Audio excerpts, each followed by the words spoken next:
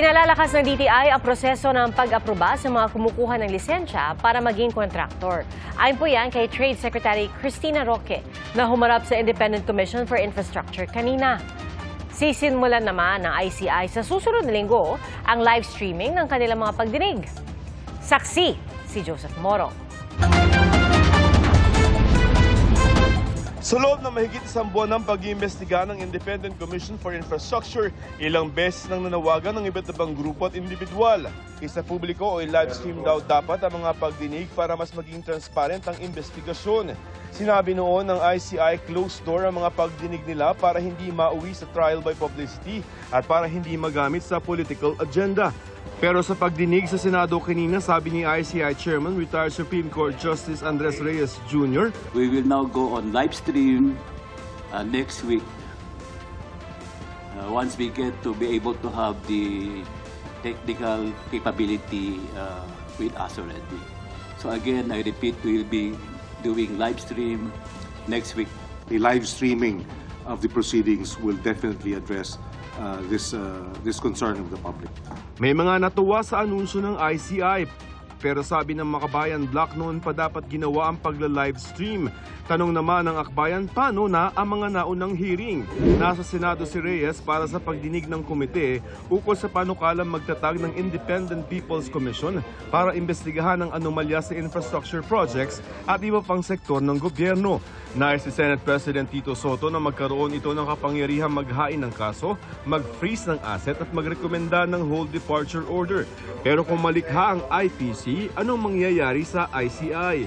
Ayon kay Soto, magkakaroon ng parang sunset provision yun. Baka ituloy na yun.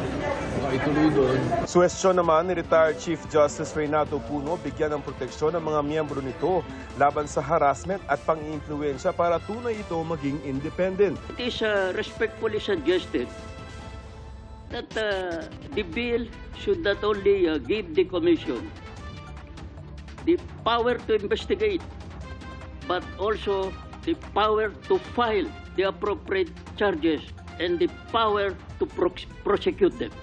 Not just to investigate, not just to be glorified researchers. Panukala naman ni ICI member at dating DPWH Secretary Rogelio Singson gayahin ang kapangyarihan ng investigative body sa ibang bansa. The legal process that we have to follow is so tedious. Bago po may makulong, ang haba ho ng proseso. As compared, you may want to consider, as compared to the two gold standards of anti-corruption, which is the ICAC of Hong Kong and the CPIB of Singapore. Sa ICI, humanap si Trade Secretary Cristina Roque para ipaliwanag kung paano na-accredit ang isang kontraktor para magkaproyekto sa gobyerno. At sabi ni Roque, 15 kontraktor nang iniimbestigahan nila pero mas marami pa ang nanganganib matanggalan ng lisensyang maging kontraktor. Madami talaga sila, but the thing is, we can't really divulge also because we need to make sure na yung violation nila is correct. Kung makansela ang lisensya kahit mga pribadong proyekto ay hindi pwedeng makuha ng kontratista.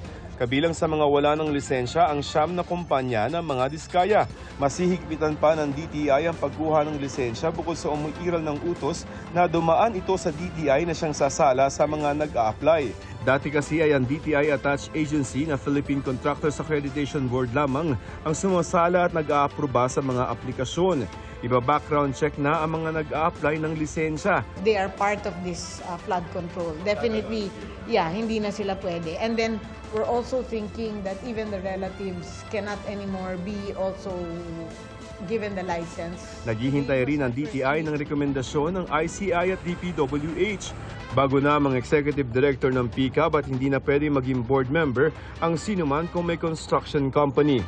Para sa GMA Integrated News, ako si Joseph Morong, ang inyong saksi.